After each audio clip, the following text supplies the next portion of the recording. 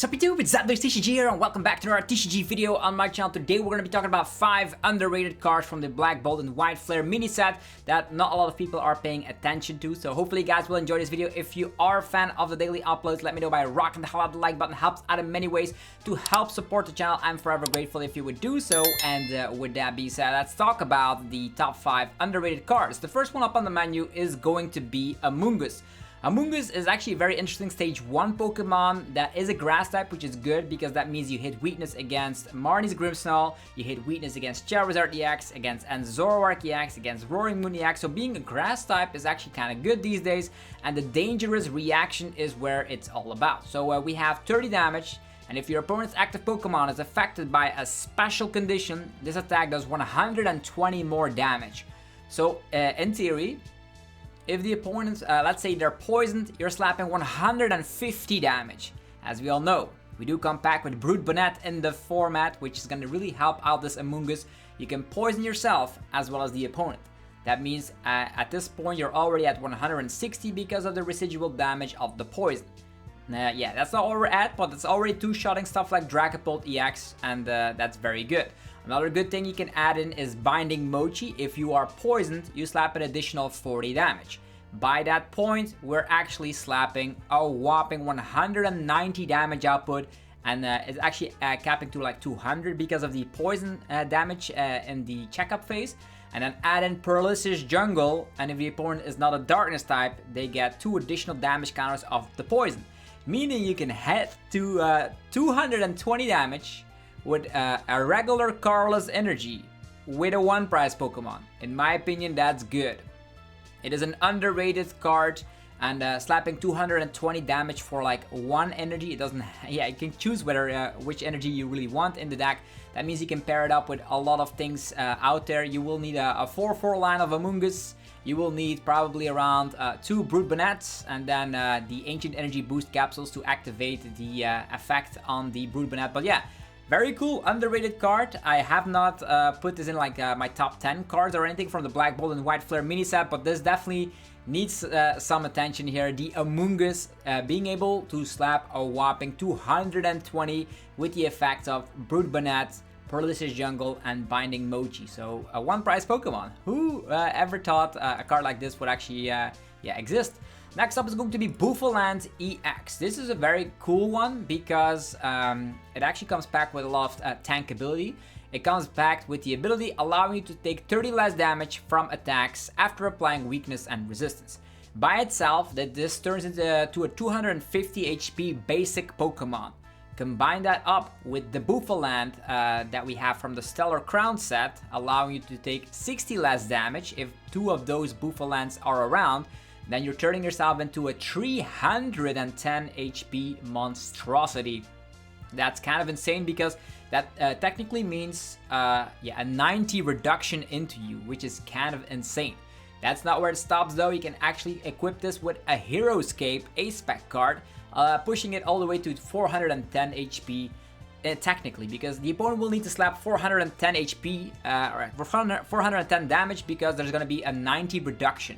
So pretty much you'll have like a 320 HP, but with a 90 reduction. Kind of insane if you ask me. There are cards out there that allow you to pick everything up instantly. Think about Penny. There's also Turo, but that does discard your energies. But you have a very tanky Pokemon right here, but it doesn't gain a lot of attention with a lot of people out there because we're in a one-shot format a little bit. There is, of course, stuff like Goldango running rampant, definitely with the new Genesect from Black, Bold, and White Flare. There is the Raging Bull deck recently winning the Japan Championships 2025. So, yeah, there is still some one-shot capabilities, but let's just imagine you're up against a Raging Bull deck, right? How much energies will they need to discard in order to one-hit KO you, right? So let's just calculate that. That is going to be 6 energies. They need to discard 6 energies in order to one-shot you. I know they can do it, but it's still gonna be pretty rough. They cannot get that off in one go. They like Steel Dance, Steel Dance, Steel Dance, Sada, and attachments. The Sada needs to go into 2 targets in order to one-shot this Bouffalant. But if you're not up against Bouffalant, let's imagine you are up against something like Dragapult EX. They're slapping 200 damage output. Suddenly that 200 damage output is actually going to be reduced by 90 if you have those two Bouffalant from the Stellar Crown set in play as well. Turning this into, yeah, Phantom Dive for 110. Kind of funky indeed, if you ask me. I wonder if people will try out a loop deck out there, using stuff like Monkey Dories to even heal off some more damage, stuff like pennies, healing cards as well. So yeah, Bouffalant, underrated card in my opinion. I'm not seeing the results in Japan quite yet, but this is an underrated card in my opinion from the Black Bolt and White Flare mini set. The next one is going to be Alomomola. This actually comes back with the Gentle Fins. Once during your turn, if this Pokemon is in the active position, you may put a basic Pokemon with 70 HP or less from the discard pile instantly onto your bench. So this could replace maybe some Night Stretchers, although you do come back with an ability, meaning you are pretty weak against stuff like the Frostlass out there.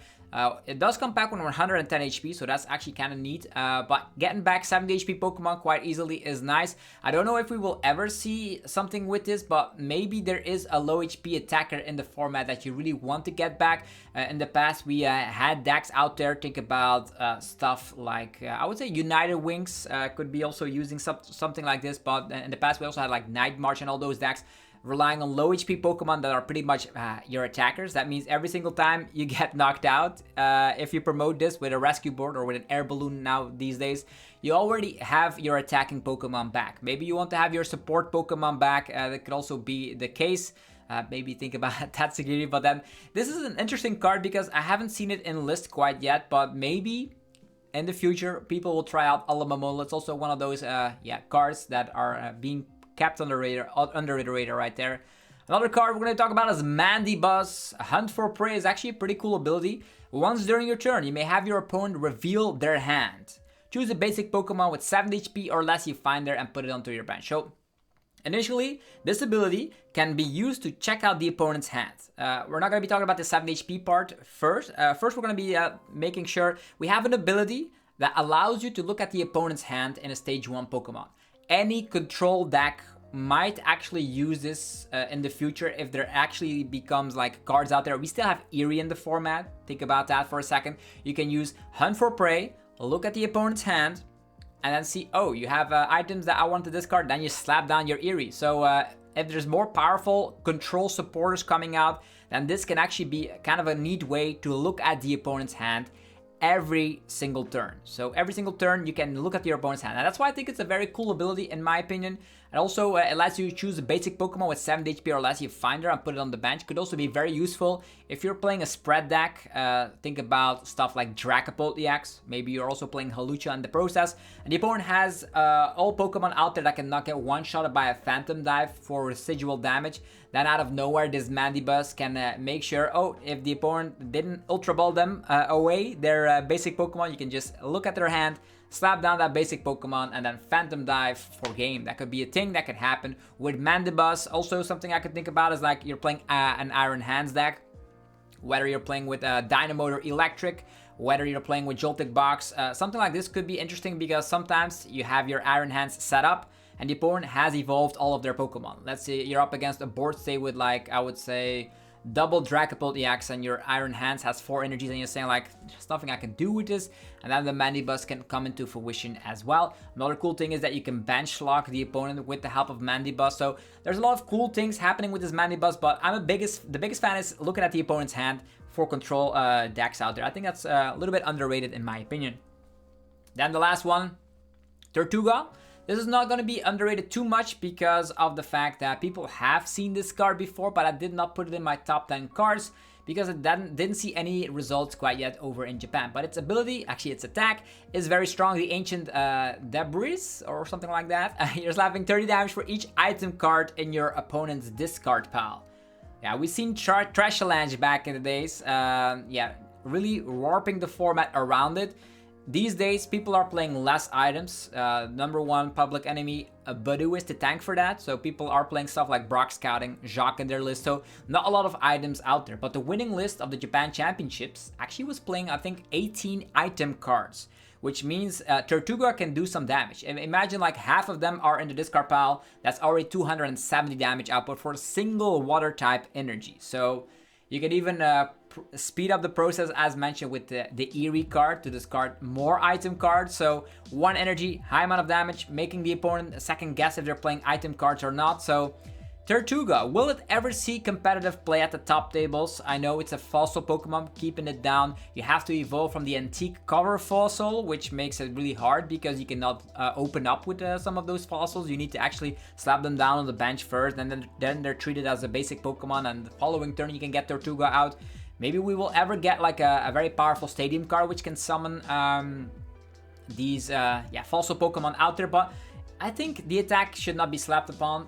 30 damage for every item card in your opponent's discard pile. The only problem is that the popular decks out there are adapted to actually not play items at all. And that's where I think it's still underrated because, the format is not quite ready for Tertuga. But yeah, let me know in the comments down below if there are any other underrated cards from the Black Bolt and White Flare mini set that we need to take a look upon. These are the ones I mentioned. I'm definitely going to be trying out that one prize Amoonguss deck. Seems like a lot of fun, and you also can maybe add in some Patcherans to lead off with it. So very cool indeed. Hopefully you guys enjoyed this small video of some of these underrated cards. Black Bolt and White Flare comes out in about 10 days, so hopefully you guys are ready for a brand new set. Gameplay videos will return to the channel as soon as that set is legal, and if my calculations are correct, that is actually next week on the 17th of July. So expect a lot of gameplay videos, maybe even some live streams as well, because I'm preparing for the Pokemon TCG World Championships over in Anaheim as a competitor.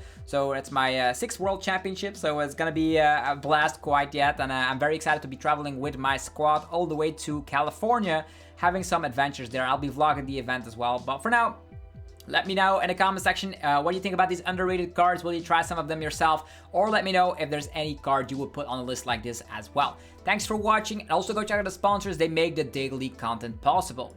Level up your game with TC Evolutions. Breathtaking damage counters, special condition tokens, and ability markers. Precision, style, power. Use coupon ZapDosesTCG for 10% off only at TC Evolutions. Also, go check out DragonShield.com. They have the best brand. They are the best brand for protecting your beautiful cards. They have the coolest sleeves out there with a lot of colors out there. So use the coupon ZapDos5 on everything on the website for 5% off. PokemonStore.com for your TCG Live code card needs. You can get them with 5% off using the coupon ZapDosTCG. And cardmarket.com for European players out there, where you're able to buy as well as sell cards to people all across Europe. You can use the referral name ZapDosTCG to help support the channel. Thank you all very much for watching today's upload. This has been a blast looking at a lot of these underrated cards from Black Bolt and White Flare, and I will see you guys tomorrow for more Pokemon TCG epicness. Peace.